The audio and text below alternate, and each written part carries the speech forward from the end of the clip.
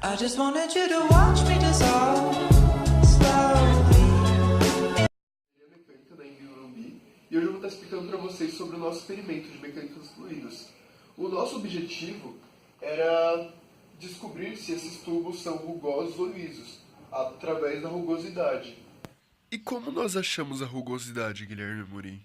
Para achar a rugosidade, nós precisamos da vazão, e para ela nós encontramos de duas formas.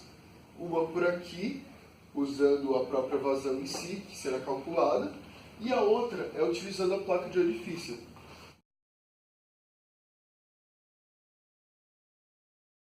Primeiro ligamos a bomba e controlamos a vazão da água por aqui, porque a água não pode ser nem tão rápida nem tão devagar, que pode dar errado no nosso experimento.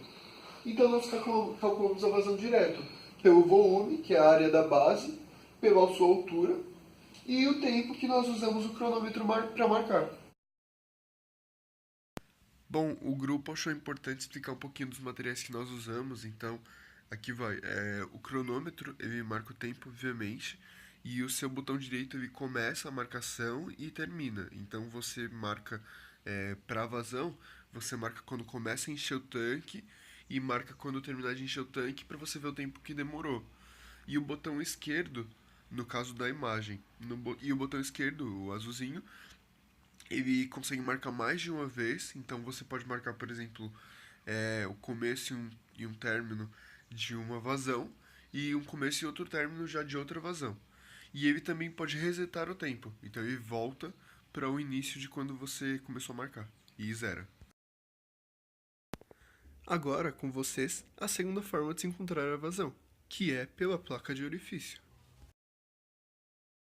Para encontrar a vazão, nós usamos dois ponteiros ligados a esse medidor para encontrar a diferença de pressão aqui no nossa placa de orifício.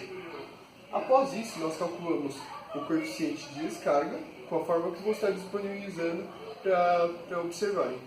E com ele, dentro dele, nós assumimos o número de Reynolds e então descobrimos o coeficiente de descarga. Após isso, nós calculamos o coeficiente de vazão e, junto com isso, a vazão. Bom, assim como foi feito com o cronômetro, o grupo achou importante explicar um pouquinho mais sobre o manômetro também. Para explicar melhor sobre a diferença de pressão, como que a gente calcula, como que a gente mede, a gente pega esses dois tubos e colocamos aqui nessas pontas. Eles estarão ligados a esse manômetro. Dentro do manômetro, é legal de explicar que você consegue mudar as funções por essas setinhas, porque nem sempre ele vai aparecer direto no seu cal, que é o que você vai usar para medir. Com o motor já ligado, a gente conecta aqui, porque aqui é a pressão alta e aqui é a pressão baixa.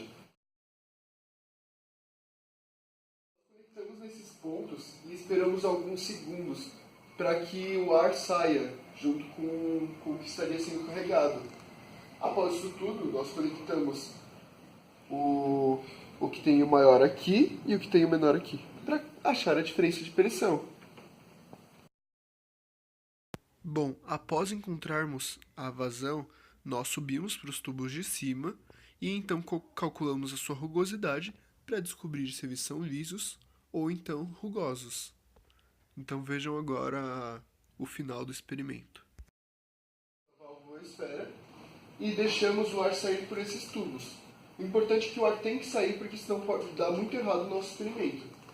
Com isso, nós soltamos aqui as válvulas e conectamos nesses dois pontos, para que assim a gente possa calcular a diferença de pressão.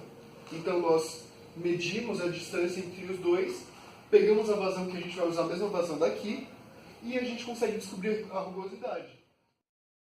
Bom, antes do final desse trabalho, o grupo também gostaria de explicar a diferença da placa de orifício para o tubo de Venturi e o porquê da placa de orifício ser mais usada no Brasil do que o tubo de Venturi.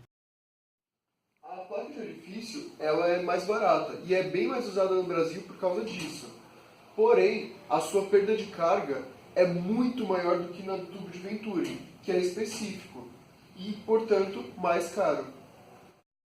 Bom, como já foi visto, a placa de orifício é mais usada no Brasil do que o tubo de Venturi, por conta do tubo de Venturi ser mais caro.